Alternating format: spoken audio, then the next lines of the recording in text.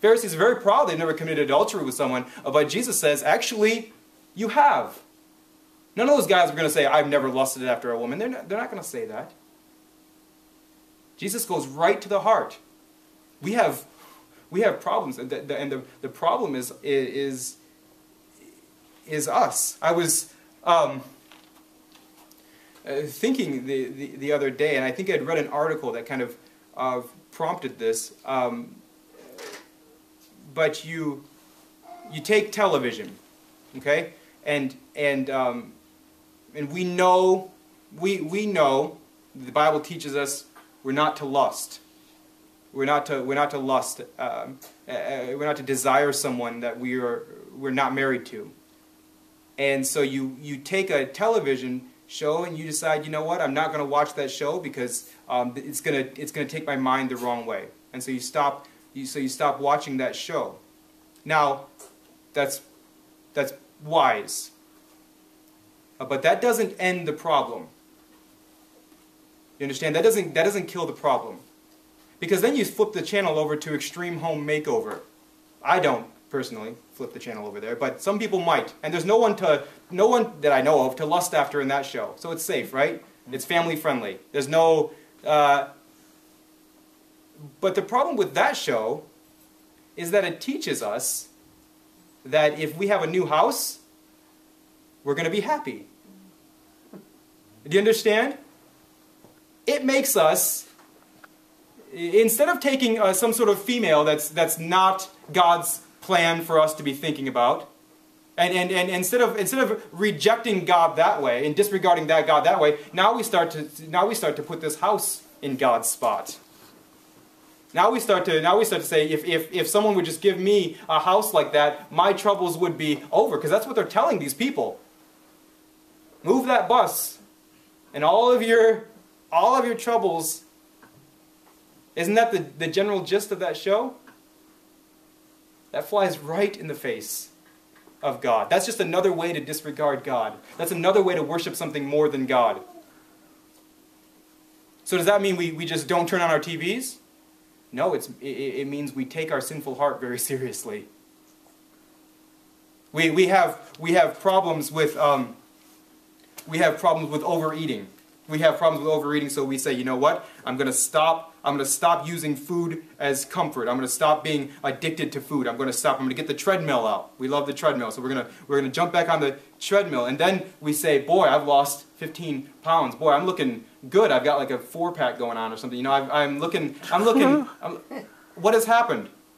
The food sin is gone.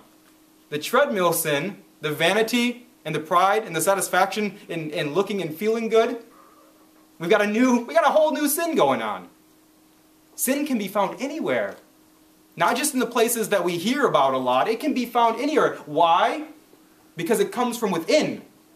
It comes from our hearts. Our hearts cannot be trusted. Jeremiah teaches us we cannot actually know our hearts. We cannot actually trust our hearts. Because our hearts are naturally at war with God, they are not to be trusted. And so what we have to do is we got to throw out this victim mindset. I am fully convinced that if I was on a desert island all by myself, I would find a way to be sinful. I would find a way to disregard God. I would find a way to make my own idols out of something. I would figure it out. Because our hearts are just naturally bent that way. And so yes, it's obviously very wise to stay away from stuff that you know from experience that your sinful heart is gonna latch onto. It's very wise to do that. We don't want to put ourselves in situations where we know we're going to struggle with sin. If we have addictive problems, or we have lust problems, or deceitful problems, or bitterness problems, we know that it's only wise to stay away from things that we find to be very tempting. But we have to understand that alone is not the key. The outside stuff is not the key. It's not the reason we're sinning, and getting rid of it is not going to cure our sin. We need God to do work in our hearts. We have sinful hearts, and so what we have to do is throw out this victim mindset. This is not something that Jesus is saying explicitly here, but the implication of this teaching, and Jesus is trying to get people back to this idea of seeing what's going on in the inside and not freaking out about what's going on the outside. We get back to thinking what is going on the inside. And Jesus says this stuff, this immorality, theft, murder, adultery, coveting, wickedness, deceit, sensuality, envy, slander, this stuff is coming from the inside.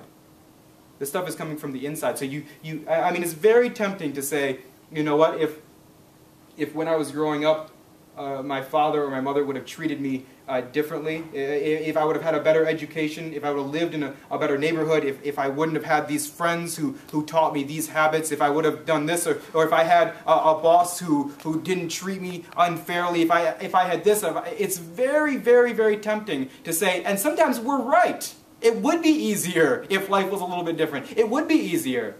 But what it would probably mean is that we'd have more time to sin somewhere else. We would find a way to sin.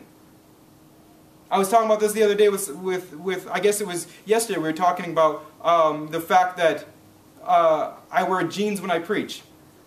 And somebody said, I think Claudia said that should be the motto for our church, the logo, the pastor wears jeans. I think that's a great logo. I think it sums up everything. But what happens sometimes is in a lot of my friends, the jeans wearing friends, you know, they understand that you don't need to have a $1,000 wardrobe to impress God. You don't need to. You don't need to. You can come to church however you are. And then, but there's also people who aren't trying to impress God. They like to dress a certain way when they come to church, and there's nothing wrong with that. I hope we fill the church with all kinds of people who wear, you know, basically whatever. And so, you know, within reason. But I know people that are proud because they wear certain stuff to church, and I know people who are proud because they're not proud about that. You know what I mean?